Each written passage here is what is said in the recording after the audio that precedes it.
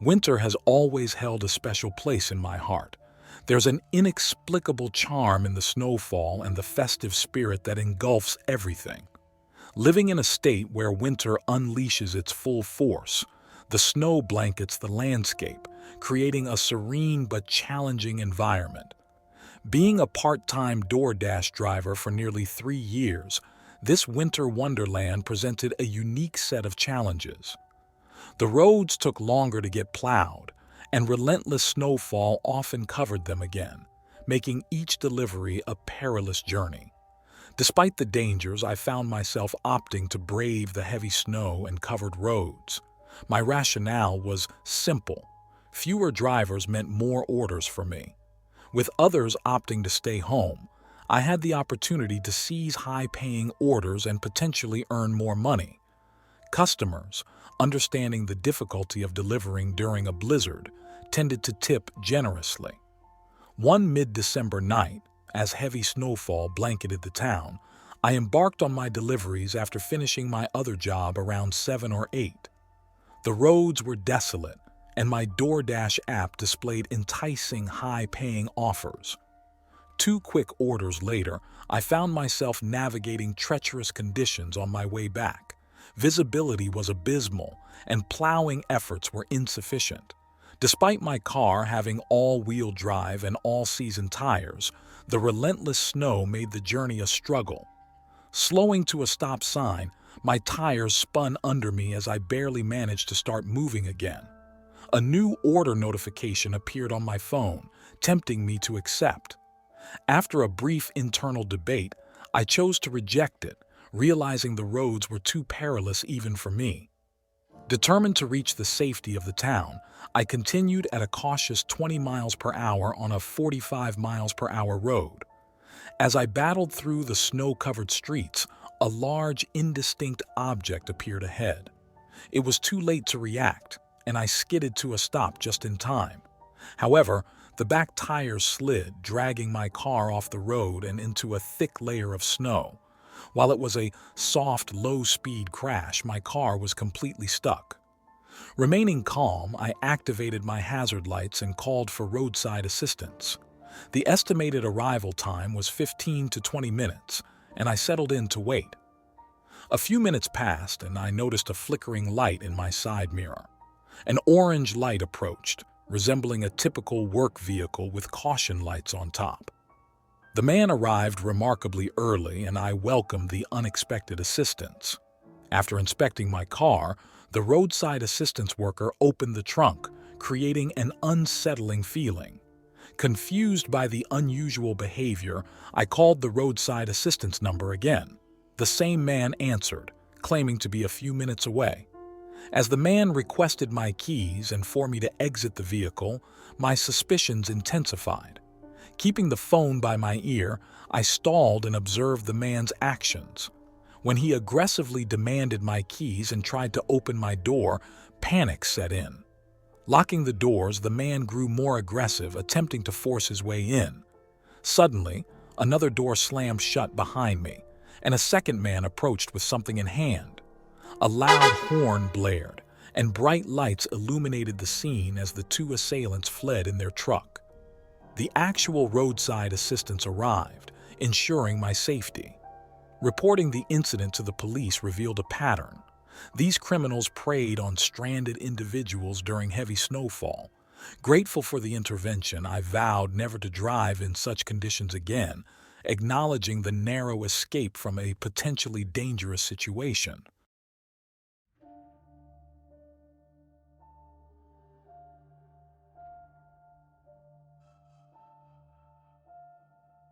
Last year, on an evening that bore the weight of exhaustion and deadlines, I found myself at home, contemplating the completion of a mountain of work.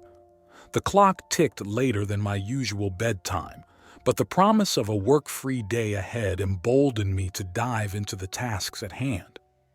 As the night unfolded, I decided to take a break, seeking solace in a relaxing shower before bedtime.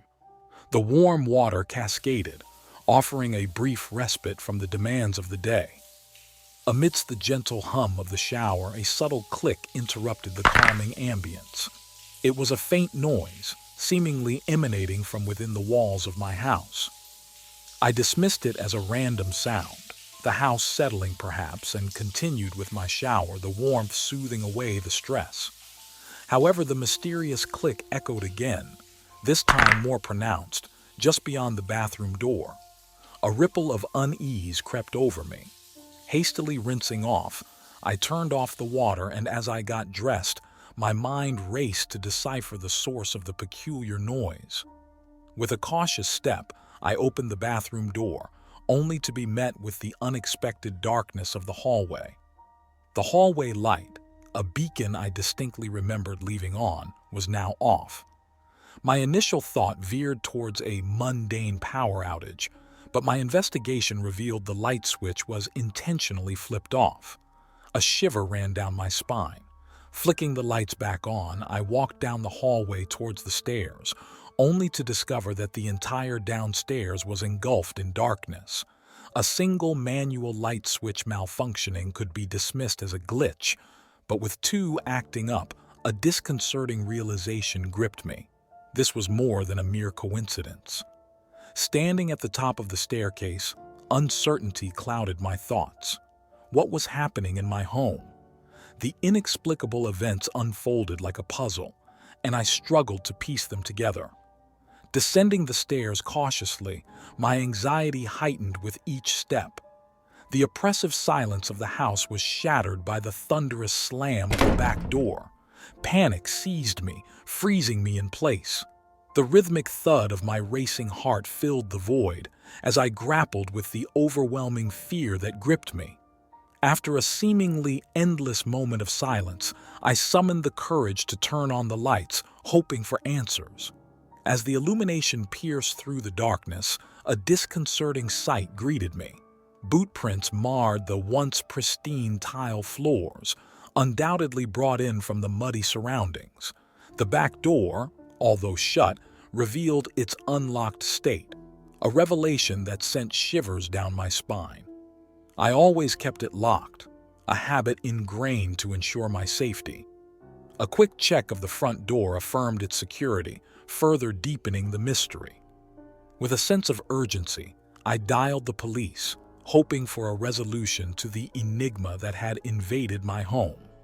However, their investigation proved futile, as no substantial items were missing, leaving me in a perplexed state. The unsettling notion that this could be a tasteless prank lingered, but the intruder's abrupt departure raised more questions than answers. In the ensuing months, I existed in a state of hypervigilance. Every creak of the house became a source of dread, and my nights were spent in a constant loop of checking and rechecking locks. Despite the heightened awareness, the mysterious occurrences ceased, and life resumed a semblance of normalcy. Yet, the tranquility was short-lived. 2 months ago, a disturbing realization rekindled the unease that had faded into the background. The back door, once again, stood unlocked. By then, my nightly rituals of lock-checking had waned, leading me to question whether forgetfulness or something more malevolent was at play. The ambiguity surrounding the intruder's intentions, whether human or paranormal, continued to haunt me. As I reflect on the inexplicable events that transpired in the confines of my home, a decision crystallizes in my mind. The unsettling chapter must be closed, and I've resolved to leave this house that harbors too many unanswered questions. Plans are underway for a swift departure as I seek refuge in a new haven, free from the lingering shadows of the past.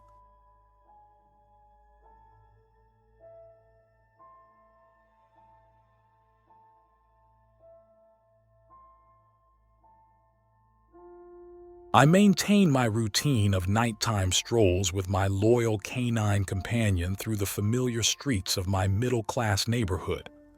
These walks were uneventful, a mere loop around the block before returning home. A man in my late 20s, I lived in a town known for its safety and low crime rate, offering me peace of mind throughout the 8 years of residency, except for that one fateful night. As darkness settled early in the winter evening, I finished a hasty frozen dinner and prepared my dog for our walk. The town's streetlights illuminated the sidewalks, ensuring visibility during the stroll. Turning a corner, I found myself on a path bordering a park, my usual route forming a perfect 15-minute circle back to my house. On this quiet winter night, unusual for its tranquility, I noticed a car parked along the road ahead. All headlights were off, but the interior light revealed someone moving inside. Though the location was far from any houses and the late hour suggested an odd presence, I maintained my composure, curiosity prevailing. I discreetly observed the man in the car, frantically searching through the glove box. Unsure of his intentions, I tugged my dog's leash and continued along the path. Drawing closer, I realized he was having car troubles. The man, sensing my proximity, made eye contact and rolled down his window, seeking assistance. In a friendly manner, he asked for help with his car issues, using technical jargon beyond my comprehension. Apologetically, I declined, explaining my lack of expertise. As I resumed my walk, I heard the faint sound of the window rolling up, followed by the car starting and driving away. Turning to watch the man depart, a chill ran down my spine. Something felt off, and as he disappeared into the night, I turned back, quickening my pace. 10 minutes from home, my thoughts raced, unsettled by the strange encounter. Approaching the darker and secluded end of the path, I increased my pace, only to encounter the same car from earlier, parked inconspicuously. Recognizing it, I turned around, jogging back in the opposite direction. Returning to the park, I took a longer route home, staying within sight of other houses, relieved that he didn't follow. Upon reaching home, I reported the incident to the police, only then realizing I had neglected to note the license plate. A few nights later, anxiety resurfaced as I spotted a very similar car, if not the same car, near the path, this time in complete darkness. I called the police again, who promptly arrived to search the mysterious vehicle. To my astonishment, their thorough inspection revealed that nobody was inside the car. The police inspection also revealed the car was stolen, leaving me with an unsettling realization of how close I had come to a potential tragedy. The man's frantic search in the glove box remains a haunting mystery, a reminder of the danger that lurked beneath the illusion of safety in my once tranquil neighborhood. As I reflected on the incident, I became more vigilant during my nightly walks, hyper-aware of my surroundings and the potential threats that might be hidden in the shadows. The town that had been a haven for so many years now held an underlying sense of unease, transforming my routine walks into a constant dance with the unknown.